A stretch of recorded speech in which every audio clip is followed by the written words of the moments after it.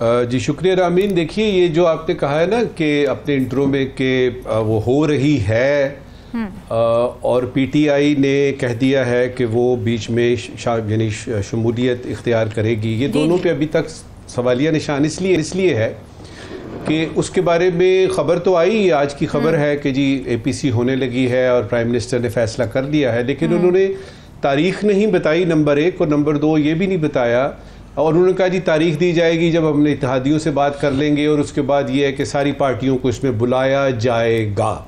اس کا مطلب ہے ایز وی اسپیک ابھی جو ہم بات کر رہے ہیں یہ لائیو جا رہا ہے 92 سے پروگرام, ابھی تک ہمارے پاس تاریخ نہیں ہے. ٹھیک ہے, اچھی بات یہ ہے, دیر آئے درست والی آپ نے جو بات کی ہے وہ اس طرح سے اچھی ہے کہ فائنلی حکومت نے مان لیا کہ اس طرح کے حساس معاملات میں اپوزیشن جیسی بھی ہے, اپوزیشن ہے اس کو بھی بیچ میں آنا چاہیے اور تمام پارٹیوں کو مل کے کرنا چاہیے. دیکھیے اگر آپ کی پارلیمنٹ صحیح حال میں کام کر رہی ہوتی تو اس طرح کی چیزیں ہوتی نہیں ہیں.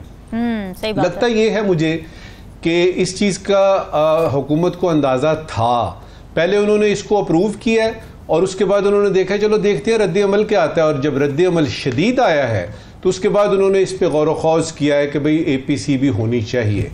اس میں حیران کن بات جو ہے وہ یہ ہے کہ عمران خان کی طرف سے وہ جس طرح آپ نے بتایا کہ پی ٹی آئی بھی شرکت کرے گی. اچھا یہ گا گی کا چکر ہے, اس سے تھوڑا سا ہٹ کے میں آپ کو بتاؤں گا کہ یہ جو آپ کی اے پی سی ہے اس کے ساتھ بھی 3-4 اگر مگر لگے ہوئے ہیں.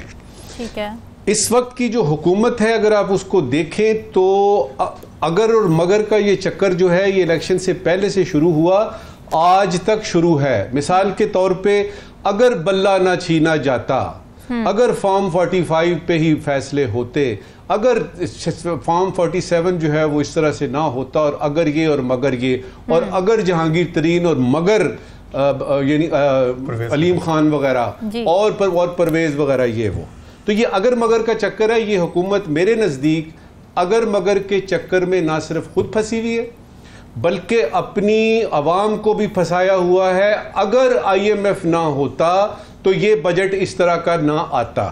تو یہ جو اے پی سی ہے اس کے بارے میں بھی میں نے دیکھا ہے, میں نے بلکہ اس پہ غور و خوض کر کے نا تو 4 اگر نکالے ہیں, پہلے وہ آپ کو بتاتے ہیں اور اس کے بعد یہ دیکھتے ہیں کہ اس کا نتیجہ کیا نکلے گا. پہلا اگر یہ ہے کہ اگر اے پی سی کا انعقاد ہو گیا تو, جو کہ ابھی تک پتہ نہیں ہے. دوسرا اگر یہ ہے جی کہ پی ٹی آئی نے شرکت کی, اے پی سی آئی کا جو ہے وہ یہ جو فیصلہ ہے یہ جو انہوں نے کیا ہے اس کا مقصد پورا ہوگا کہ نہیں, اس پہ بھی اگر لگا ہوا ہے. تیسرا اگر سب سے اہم ہے, اگر اے پی سی میں اتفاق رائے نہ ہوا, مثال کے طور پہ پی ٹی آئی یہ کہتی ہے کہ جی ہمیں منظور نہیں, جے یو آئی ایف والے کہتے ہیں جی کہ اس میں یہ ترامیم کرے, تو کیا ہوگا؟ کیا یہ جو آپ کا عزم استحکام کا پروجیکٹ ہے کیا کھٹائی میں پڑ جائے گا؟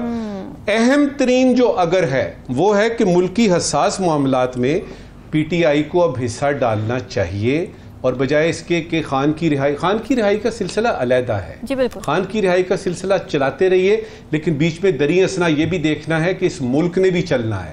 اور دہشت گردی کا یہ جو افریت آپ کے سامنے ہے جو پچھلے کچھ مہینوں سے دوبارہ سے اس نے سر نکالا ہے اور بہت سارے خدشات اس میں شامل ہیں, اس کی طرف توجہ دینی ہے. اس کے لیے آپ سب کا مل جلنا, پارلیمنٹ کو پارلیمنٹ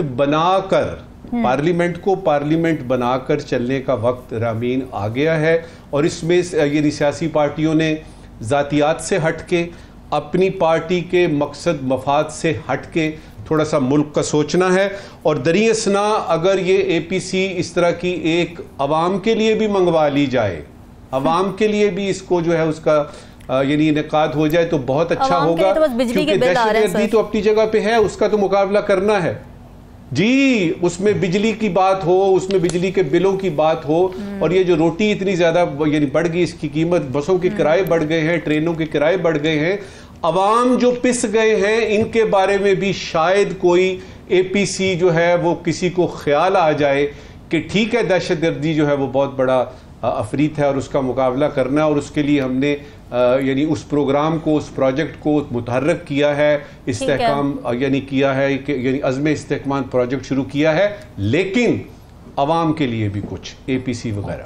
ہونی چاہیے. ٹھیک ہے نجم ثاقب صاحب، چلیں اگر ہم مان لیں احسن اقبال صاحب کی منسٹری کی سٹیٹمنٹ مان لیں کہ جی ڈیفر نہیں کیا گیا، تو اس کا مطلب ہے کہ کیا اب اس منصوبے کو پروسیڈ کیا جائے گا اور اس کے لیے جو پیسے پہلے نہیں تھے، یعنی ان وائبل کہہ دیا گیا تھا کہ اتنی کاسٹ میں تو پورا نہیں ہو سکتا، تو کیا اب وہ وائبل ہو گیا، پیسے آ گئے ہیں، کہاں سے آئے؟ دیکھیے یعنی نظر ہمیں یہ آ رہا ہے کہ آگ لگی ہوئی ہے سامنے، مجھے کچھ دھواں سا دائیں بائیں سے اٹھتا ہوا نظر آ رہا ہے. جلدی سے اس کو سمجھنے کی کوشش کرتے ہیں کہ یہ سمسیا، یہ مشکل، یہ جو اس وقت کڑماسا مچا ہے یہ کیوں ہوا ہے.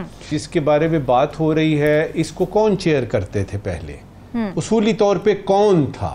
اس میں تھا کہ ہمارے وزیر خزانہ کرتے تھے اس کو، جی فائنانس منسٹر کرتے تھے. پچھلے کچھ دنوں میں یہ ہوا کہ انہوں نے پرائم منسٹر صاحب نے یہ اپنے پاس لے لیا، یہ ان سے چیئرمین شپ یا پریزیڈنٹ شپ انہوں نے اپنے پاس لے لی. مقصد یہی تھا کہ ان سے لے لیتے ہیں اور پھر صاحب چونکہ ڈیپٹی پرائم منسٹر ہیں لہٰذا وہ اس کو ہیڈ کریں گے. تو پہلا تو آپ کے پاس فیکٹ یہ آیا کے بارے میں. دوسرا آپ کے پاس یہ آیا کہ جو یہ وزارت، یہ جو کیبنٹ، یہ جو سوری آپ کی جو پلاننگ یعنی ڈویژن ہے احسن اقبال جس کے تاحیات میں تو جب سے یعنی جوان ہوا ہوں تب سے سن رہا ہوں کہ اس ڈویژن کے یہ منسٹر ہیں. یہ کچھ اس طرح سے سمجھتے ہیں کہ جس طرح یہ سی پیک ان کا ہے. اچھا پہلے تو یہ دیکھنا ہے کہ یہ سی پیک جو پروجیکٹ ہے یہ کس کا پروجیکٹ ہے. یہ آپ کی ریاست پاکستان کا پروجیکٹ ہے، اور میں آپ کو یہاں پہ یہ بھی بتا دوں کہ یہ کسی حکومت کا پروجیکٹ نہیں ہے. وہ یعنی کریڈٹ لینے والے آ جاتے ہیں. اچھا تیسرا اس میں اینگل یہ ہے کہ اگر فرض کریں ایکنک کی کوئی کاروائی ہوتی ہے، کوئی میٹنگ ہوتی ہے، کچھ فیصلے ہوتے ہیں، تو یہ آپ نے کس کے ذریعے پہنچانے ہیں. اب اس میں آپ دیکھتے ہیں کہ لائن منسٹری کون سی ہے. تو فورن آفس کو بیچ میں آنے کی ضرورت کیا تھی؟ فورن آفس اس لیے بیچ میں آیا کہ وہ ڈپٹی پرائم منسٹر جو چیئر کر رہے تھے ایکنک کی meeting, he happens to be the foreign minister as well. اچھا اب چونکہ فورن منسٹر انہوں نے کہا چل یار یہ آپ ہی کر لینے ہیں. اچھا ادھر ڈر مجھے پتا ہے کس چیز کا ہے؟ ڈر مجھے چیز کا ہے کہ اگر اس پہ انویسٹیگیشن شروع ہوئی کہ اپنی ہی حکومت کی دو امپورٹنٹ منسٹریاں آپس میں اگر آمنے سامنے آ گئی ہیں تو بیچارہ کو فورن آفس کا کو بابو پکڑا جائے گا، اور مجھے اس کا بڑا افسوس ہے ابھی سے ہی. اور مجھے یہ آپ کو بتا دوں پلاننگ ڈویژن میں سے کچھ نہیں ہوگا، فورن آفس میں سے ہوگا. آگے چلیں. یہ جو آپ کی وائبل اور ان وائبل والی ڈسکشن ہے نا، یہ ایسے ہی ہے. ایکنک نے فیصلہ کیا اس کو صرف پہنچانے کا تھا. اور یاد رہے کہ یہ 85% جو قرضہ ہے اور یعنی 15% ہمارا، یہ چائنا کی ڈیمانڈ ہے کہ اس کو اس طرح سے اس کو 1/3 کم کرے خرچہ. یہ کوئی فورن آفس کی یا پلاننگ ڈویژن کی ڈیمانڈ نہیں ہے. اچھا یہ بھی طے ہو گیا. اب یہ ہے کہ آتے ہیں اب سی پیک پہ، اور اس وقت کی آخری ایک دو باتیں. دیکھیے یہ سی پیک جو ہے نا، یہ جو سیکنڈ فیز شروع ہوئی ہے جس کو بڑے تم تراک سے آپ نے کہا جی اپ گریڈ کر دیا اور یہ کر دیا، آپ اس کے ساتھ کیا کر رہے ہیں. اور یاد رہے کہ چین آپ سے پہلے تو ویسے کہتا رہتا تھا نا دبے الفاظ میں، اب انہوں نے کھل کے کہا ہے کہ غلطی گنجائش نشتا، اب غلطی کی گنجائش نہیں ہے. اور اب جب آپ کو یہ پتا ہے کہ آپ نے اپنی کمٹمنٹس پوری کرنی ہے، چاہے وہ آپ کے پیسے کی کمٹمنٹ ہو، آپ کے ریسورسز کی ہو، سیکیورٹی خاص طور پہ ہو، یہ آپ نے کمٹمنٹس پوری کرنی ہے. اس میں آپ کے 2 منسٹر آمنے سامنے ہیں، 2 منسٹریاں آمنے سامنے ہیں. یہ آپ عوام کو تو چھوڑیں، ان کو تو آپ دیکھتے نہیں ہیں.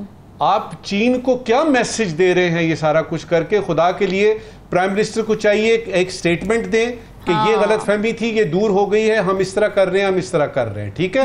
اور اگر وہ یہ نہیں کرتے یہ چیز آگے جاتی ہے. یاد رہے چائنا کی ایمبیسی بہت بڑی ہے اسلام آباد میں، ان کے پاس بہت سارے ان کے جو ہیں وہ ذرائع ہیں، وہ اس طرح کی معلومات ہم سے زیادہ رکھتے ہیں. تو اس سے پہلے کہ بیجنگ میں کوئی اس کے بارے میں فیصلہ ہو، کائنڈلی پرائم منسٹر صاحب اس کے بارے میں کلیریفائی کیجئے اور اس پروجیکٹ کو کسی وجہ سے چلنے دیجئے.